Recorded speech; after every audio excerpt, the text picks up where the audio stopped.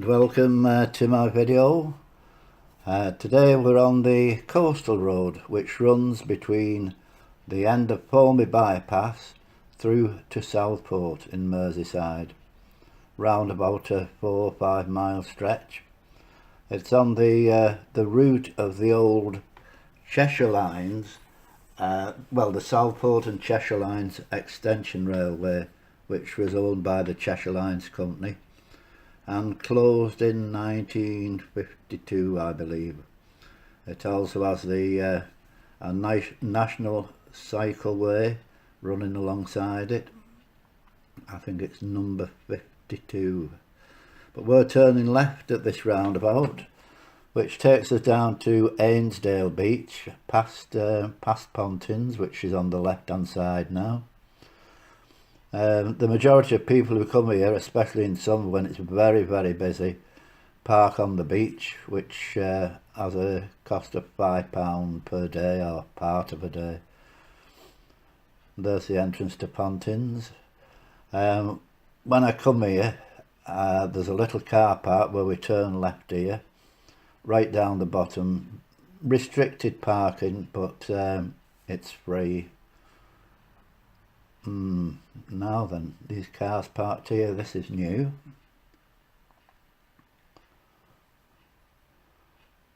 Overflow car park. We usually park right down the bottom where you can see the cars down there. But a free overflow car park, very nice.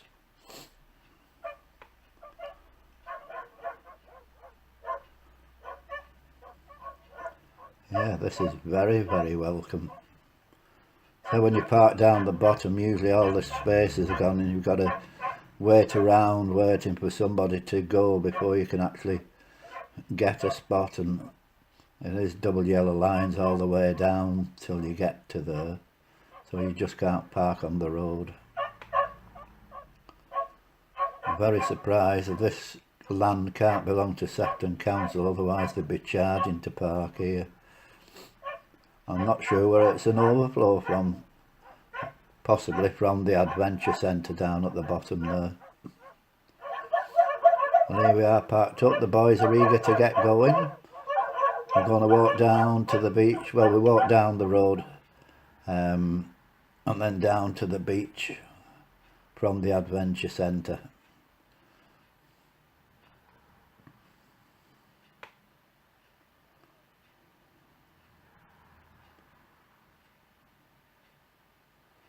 The houses there, you see, which are all boarded up, used to be a holiday accommodation, and the one on the end at the left used to be a hotel, but they've been boarded up for a very long time. You'd think someone would make use of them, a cafe or something. It would be very popular because, I say, in summer here it gets very, very busy, traffic jams even.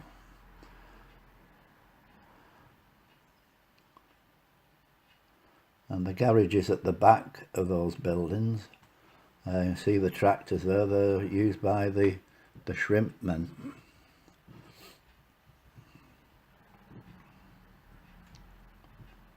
There's Pontins over the fence on your left hand side.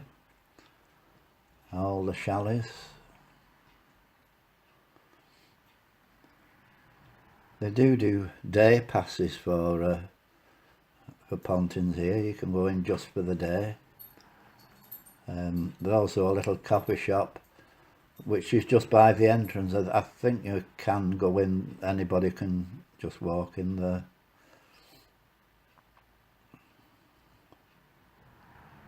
This little thing on the right hand side here is used by the Rangers for a little storage depot and repair depot.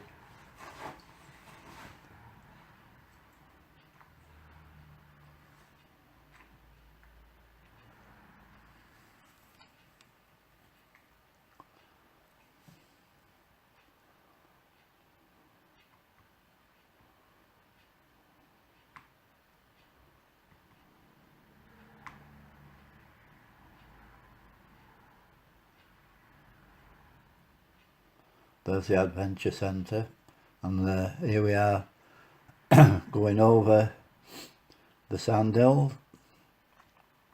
A bit of a steep climb, but on very soft sand, so you've got to be able-bodied to get over there. But I say you can drive onto the beach for disabled people, etc., or for young children, and drive onto the beach. When we get to the top of the sand dune here, we should be able to see the sea.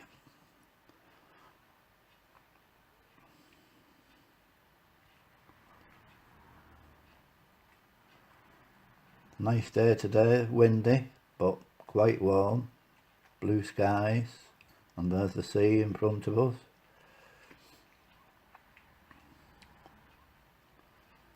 Beautiful beach here.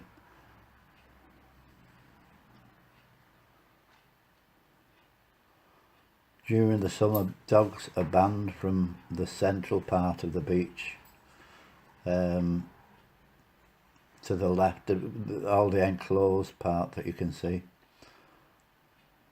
All the bits in front of us right across the entrance and the other side of the entrance.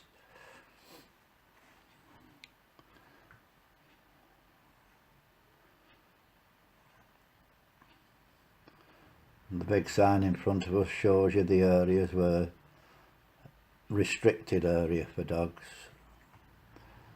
And the park, and this is where people park when the tide goes out. Not this part here they're walking on, the part in front of us behind that sign where it's fenced off. It's all fairly solid sand there, but they do wait a bit after the tide goes out to let it dry out to make sure nobody gets stuck. And all those red signs you can see say dog restricted area. To the left there you can see the Coast Guard station. Nearly always manned, especially during the summer. Plenty of rubbish bins about, and that's Ainsdale Beach. If you do come down here, and I say you've got to pay a fiver to park, so there's no cafes or anything like that. So as well to bring a packed lunch, picnic, plenty of drinks.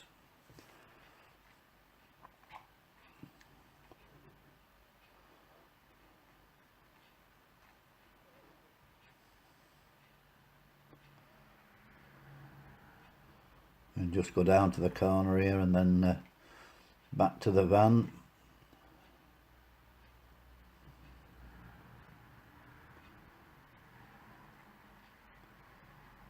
You can walk right down here, right through to Crosby, right through to Seaforth Dock. Right, here we are back at the van, drones all set up and ready to go. Just waiting for the satellites.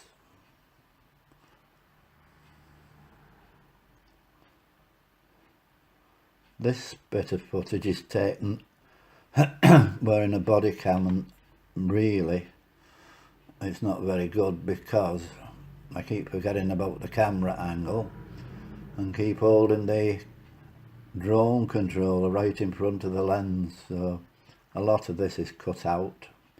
Some bits I've left in which actually show the drone, but I think in future I need to wear the camera on a helmet holder,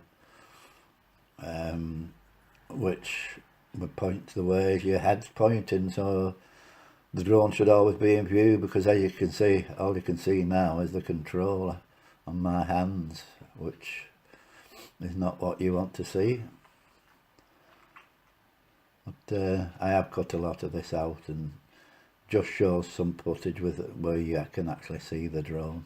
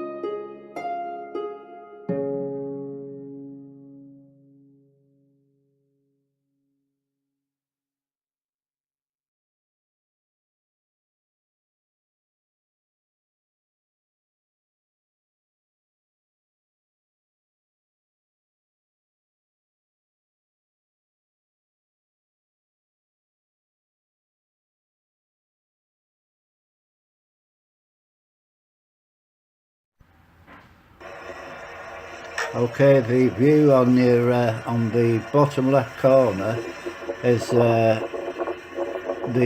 screen recording on the phone, the actual app that is used to control the drone. Looking along the top row, the first thing we see is connected, which means it's connected by either Wi-Fi or connected with USB tethering.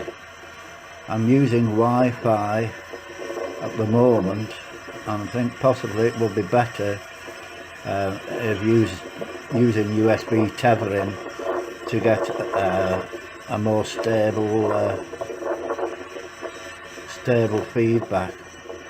Okay, next to that we've got the height, which shows the height the drone is, then the distance away from you, then the number of satellites. The next one is battery percentage.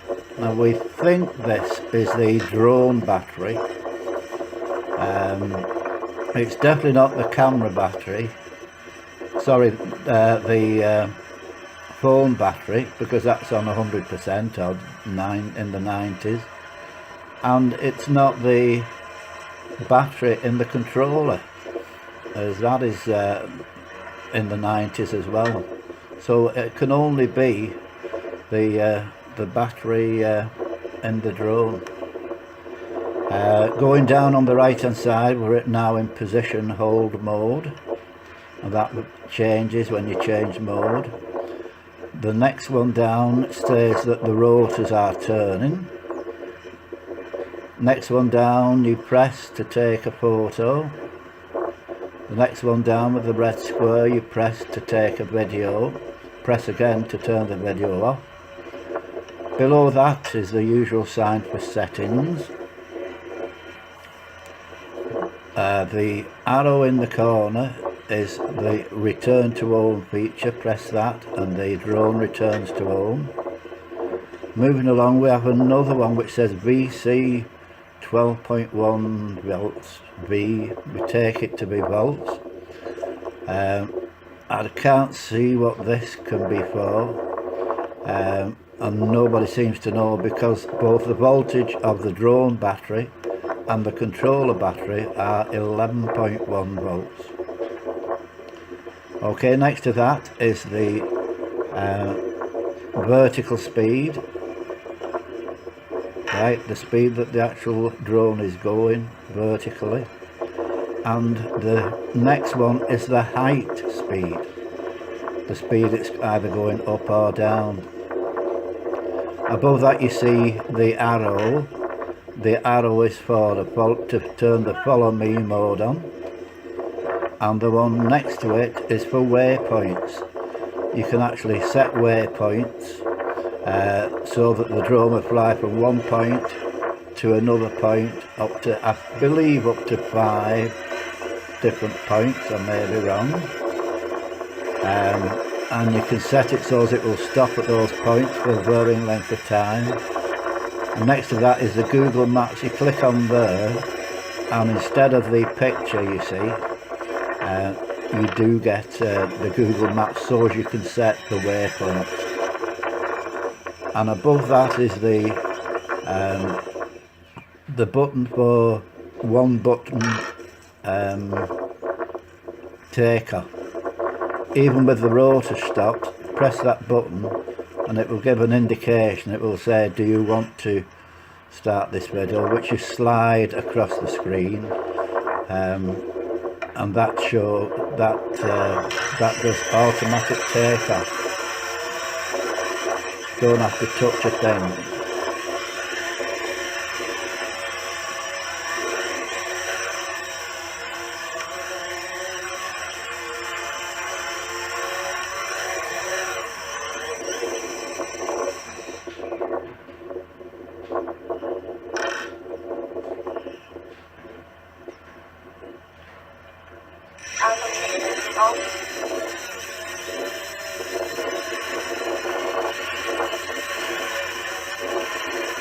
Now you see with the top right hand corner it's changed to return to home, and now back again in position home.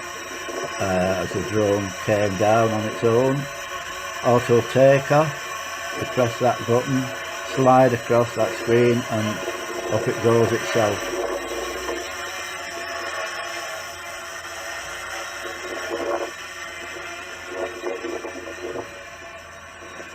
The van roof could do with a bit of a clean in places.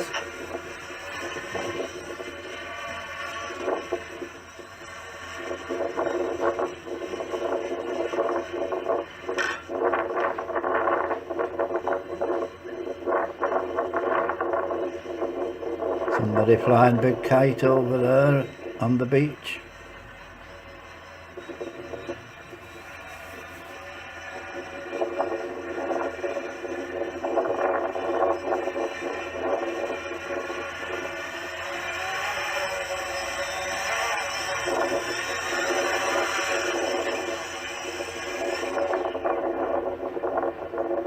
Looking over to Pontins complex, very large complex there.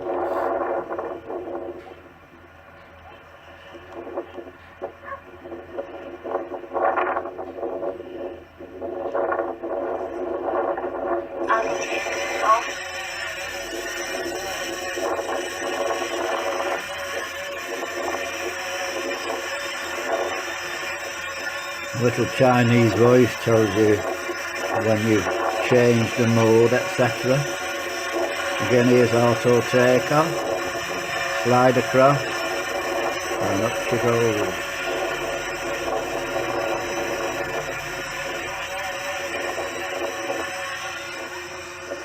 And across the screen there, we've just taken a photo, and it shows you actually where it's stored on the camera.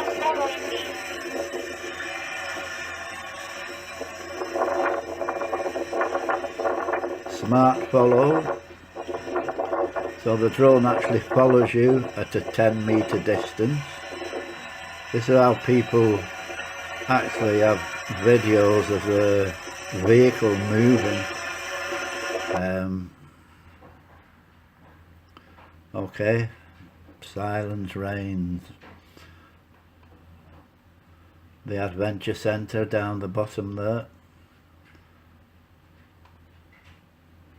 Looking round past Pontins.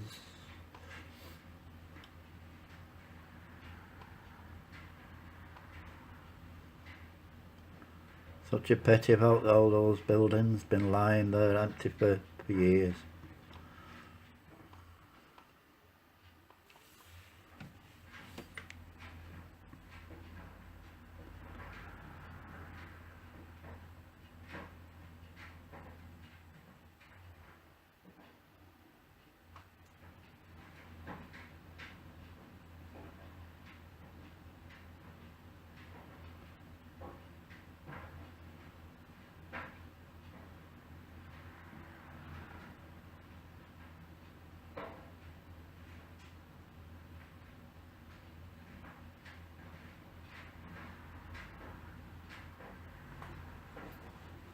Tide is well out now. Very soon the warden will arrive and allow parking on the beach again for the rest of the day. I think the fella thinks we must be coming for his kite, he's brought it down.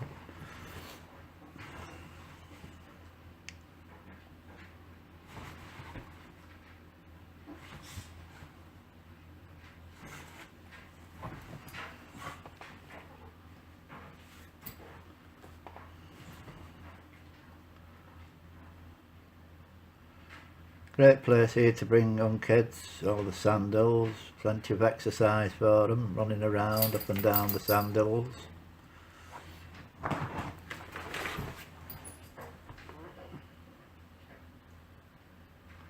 Looking up towards Southport, the sand hills go right through to Birkdale, and then you get the concrete sea defence wall and Southport itself after Birkdale. Probably about 2 miles north from here. The sand hills will finish.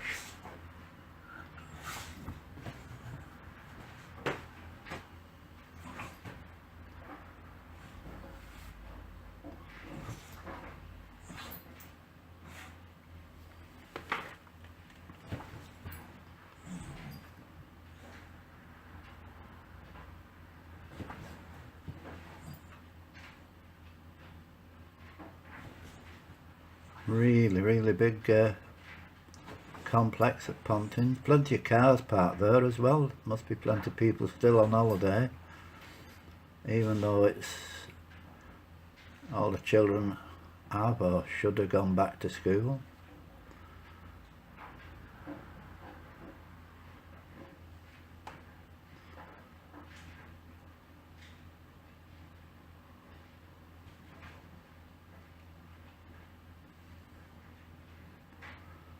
Yeah, now as we've got this car park, I think we'll be down here more often, now as we know there is definitely a place to park. It's strange to say, costs a £5 per day, a part of a day on the beach, and there's a little car park up at the top near the hidden lake by the Sands pub, which is now boarded up, and there's a parking meter there and you've got to pay there. So very surprised to see a free car park, but very good, we like it.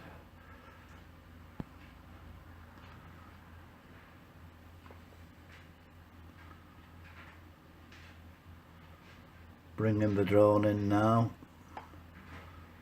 take it in, find a nice flat patch close to the van.